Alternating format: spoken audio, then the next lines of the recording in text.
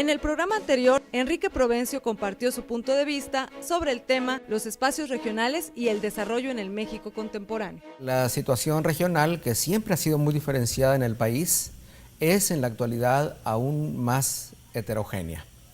Hay un gran problema de fondo, y el problema de fondo es que en México el desarrollo regional se sigue polarizando. Lo que estamos viendo es una mayor desigualdad entre los estados.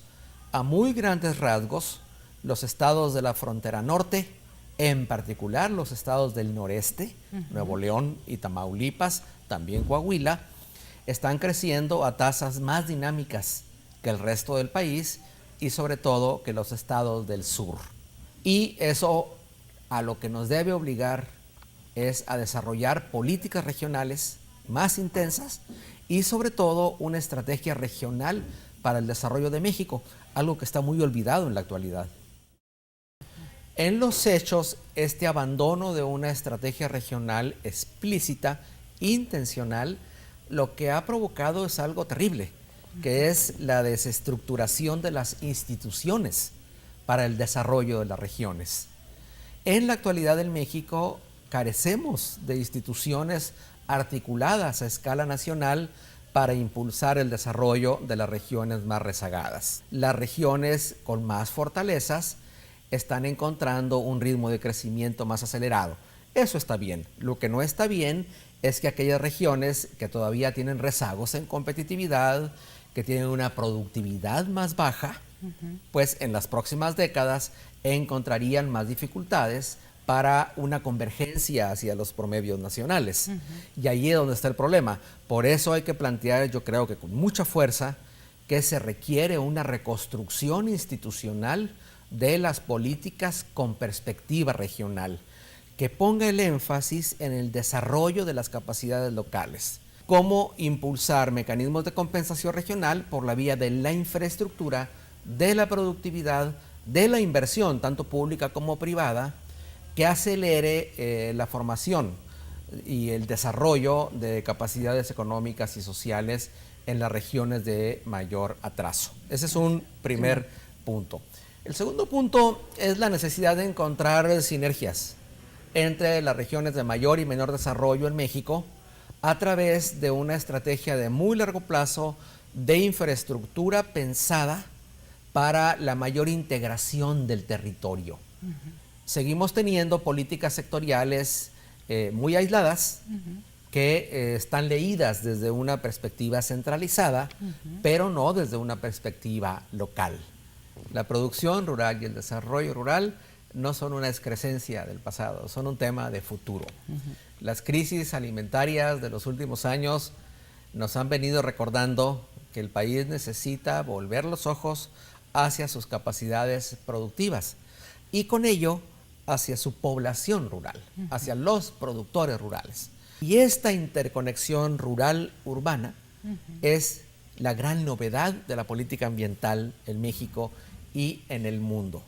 La protección de los espacios territoriales en el mundo rural mexicano es indispensable para la salud ambiental de las zonas urbanas. Una de las fuentes de riqueza para superar la pobreza en zonas rurales tiene que verse en la perspectiva de la remuneración o pago por los servicios ambientales que hay que generar ahí o hay que crear a través de estrategias, no solamente de conservación, sino también de restauración del propio territorio y sus recursos, ¿no?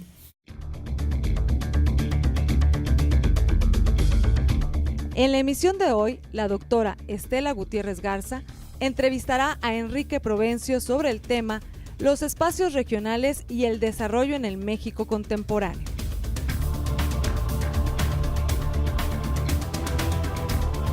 Enrique, me parece de la mayor relevancia el tema de la gobernanza necesaria, las nuevas instituciones incluso que se tienen que desarrollar y que son necesarias para coordinar los proyectos multirregionales.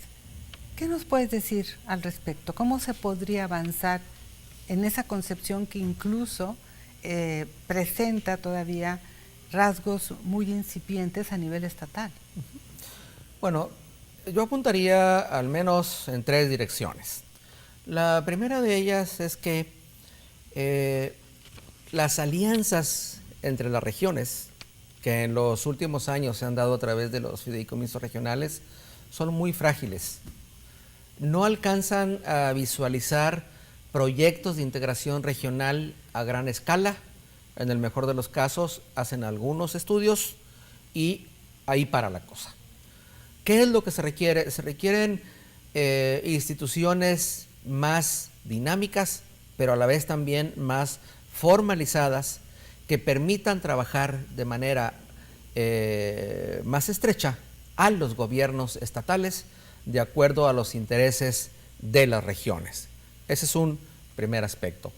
Segundo, se requiere también una revisión franca, muy decidida, sobre cuál es el papel de los municipios en el desarrollo y cuál es el papel de las organizaciones metropolitanas. Y esto es clave porque a la fecha y después de tantas reformas municipales, los municipios siguen dedicados al tema de los servicios, pero nada o casi nada al tema del desarrollo, al tema de la promoción económica.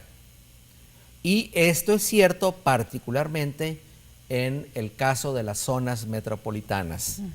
En las zonas metropolitanas ya es hora de que demos el paso hacia la creación de figuras que no dependan de la buena o mala voluntad de uno o más presidentes municipales, sino que nos lleven a espacios de coordinación en los que se trabaje de manera conjunta la infraestructura, en los que se disponga de mecanismos financieros para la promoción del desarrollo, en los que existan mecanismos de participación ciudadana a través de cabildos metropolitanos, en algunos casos incluso a través de congresos metropolitanos.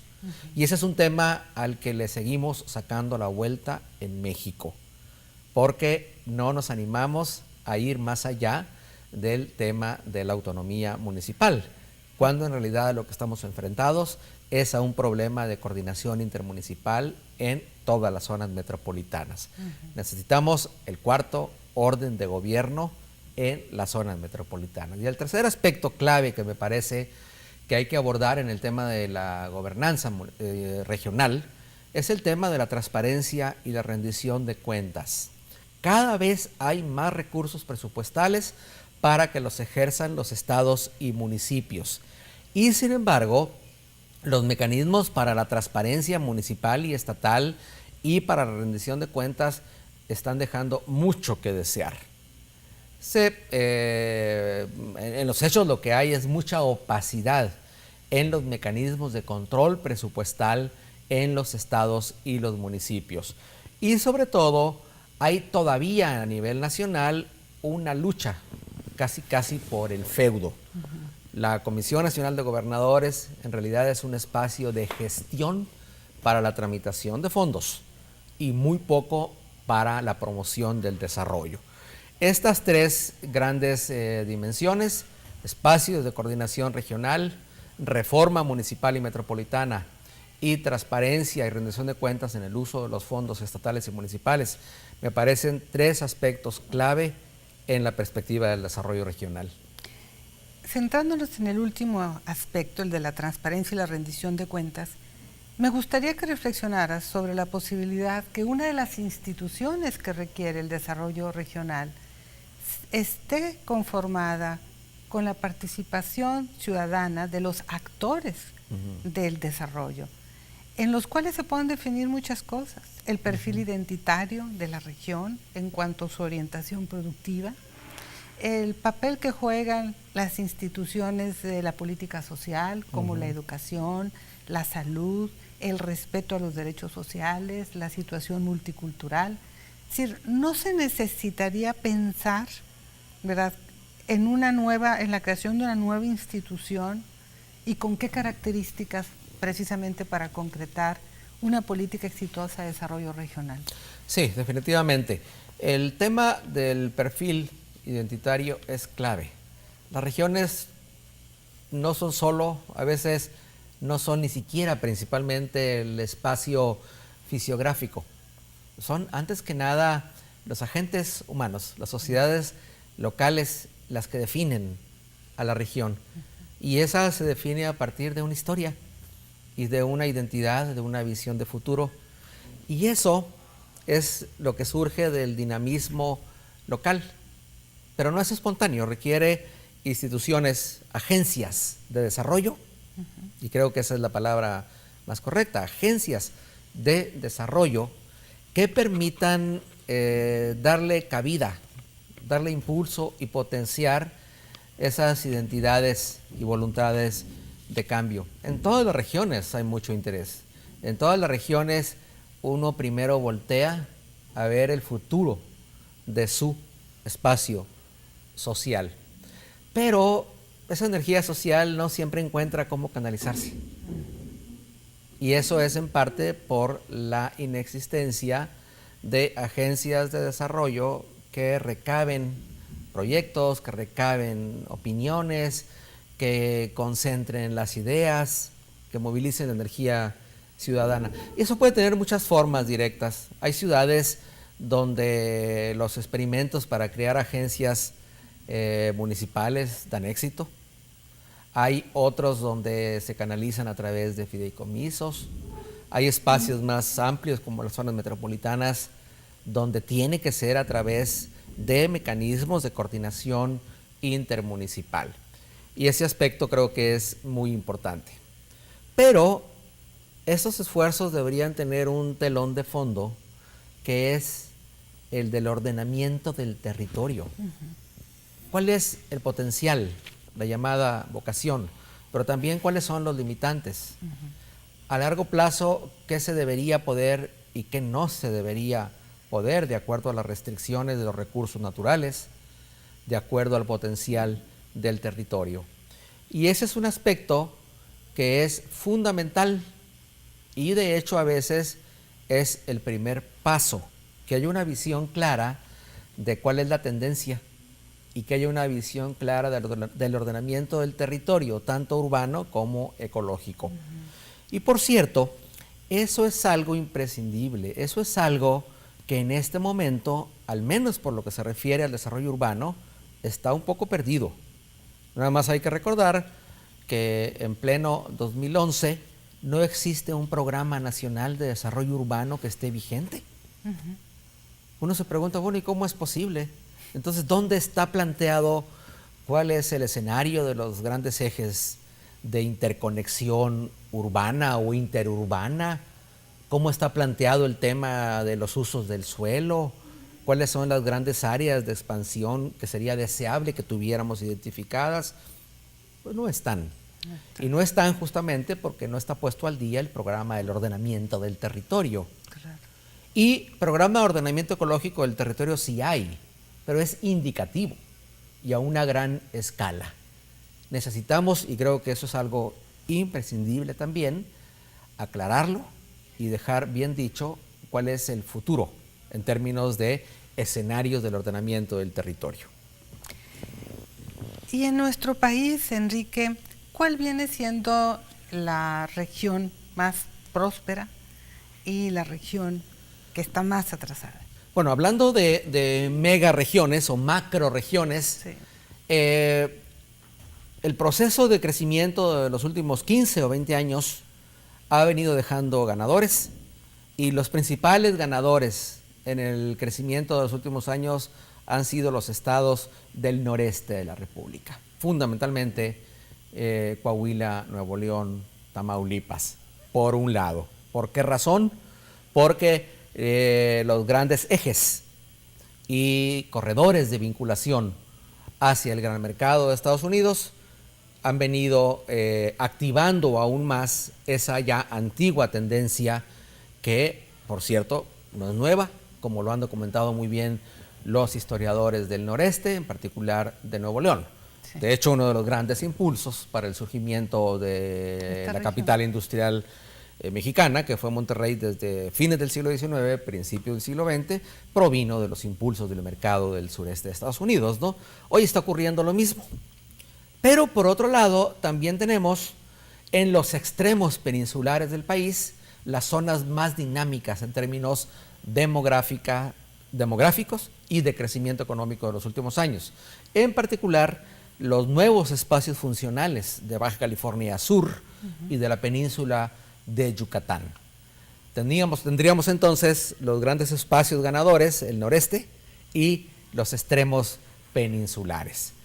Y por otro lado, las fuerzas del crecimiento de los últimos años están provocando una migración demográfica del Distrito Federal hacia la zona central del país por un lado, y también un crecimiento cada vez menor en las antiguas zonas petroleras del país. Las grandes fuerzas que están moldeando la configuración espacial del territorio mexicano en la actualidad y también sus regiones funcionales son, por un lado, el dinamismo asociado al Tratado de Libre Comercio, que sin embargo empieza a menguar ya, el crecimiento peninsular en los extremos de la Baja California y de la península de Yucatán por la ocupación de los espacios semivacíos que seguía habiendo todavía hasta hace poco, y la decadencia petrolera. Digamos que esas tres grandes fuerzas vienen determinando el dinamismo de las regiones, ¿no? ¿Y cuáles serían aquellos países en el mundo que han sido más exitosos en la concreción de sus programas regionales? Bueno, primero que nada yo creo que hay que mencionar el caso europeo porque han contado con una política explícita de compensación de sus regiones. Es de todos conocido que el gran auge del sur de Europa, en particular Portugal y España, se debió en buena medida a los fondos de compensación europea. Pero estos han ido mucho más allá. Han ido también hacia la construcción de grandes corredores interregionales en los espacios europeos que se han venido desarrollando alrededor de grandes proyectos de infraestructura, en particular con el medio de transporte de mayor potencial, que son los trenes.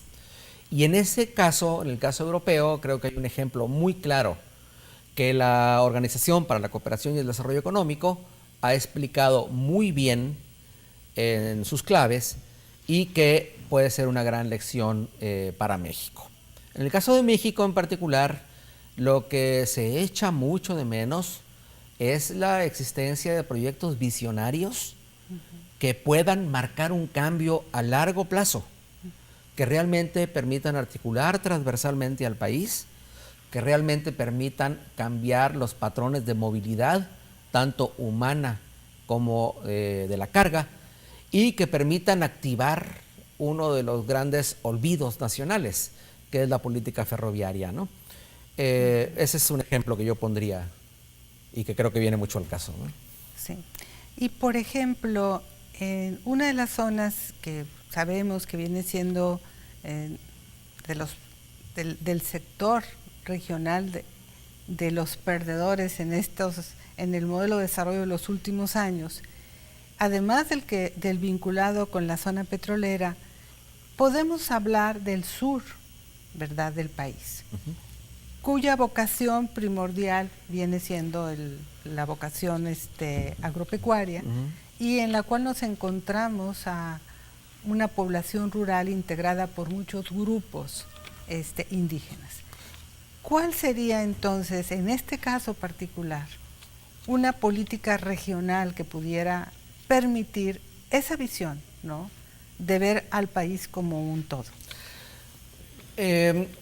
La muy consolidada imagen de un país del norte, un país del centro y un país del sur, sabemos que es cada vez menos vigente porque el país es cada vez más polifuncional, pero por otro lado sigue siendo cierto que sí hay un sur desde el punto de vista social. Sí hay toda una franja, Chiapas, Oaxaca, Guerrero, parte de Michoacán, pero también parte de Puebla, parte de Veracruz, que siguen siendo el México del atraso. Pero, atención, las zonas urbanas del sur se empiezan a distanciar de sus propias zonas rurales. Y el México del atraso sigue siendo ese México que se va por el espinazo de la Sierra Madre Occidental, parte de la Sierra Madre Oriental, la Sierra del Sur, y sigue siendo en buena medida, como bien lo dices, el México indígena, pero también el México de las localidades dispersas. Por tanto, sí, el México del Sur es el México del atraso, pero este es más que nada el México de las localidades dispersas, el México indígena.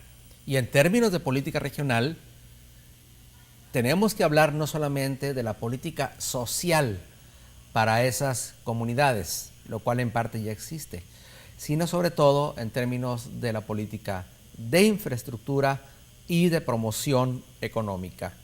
Todavía a muy largo plazo México seguirá siendo un país de población dispersa. Todavía en la actualidad, y el censo del 2010 lo confirmó, la población rural es muy elevada. La población de las pequeñas localidades dispersas de menos de 500 habitantes todavía alcanza más de 8 millones de personas. Sí. Y la población en localidades de menos de 2.500 personas todavía rebasa los 25 millones. Eso va a continuar siendo un hecho. Por tanto, en la población dispersa, el énfasis tiene que seguir siendo muy intenso para poder superar el atraso de esas regiones. Pero en términos generales, es la zona del sur del país la que más requiere una política muy intensa, muy agresiva de mejoramiento de infraestructura, de enlaces terrestres, de desarrollo de la infraestructura social y económica. De no ser así, este va a seguir siendo un México escindido entre el norte y el sur, ¿no? Muchas gracias, Enrique. Gracias.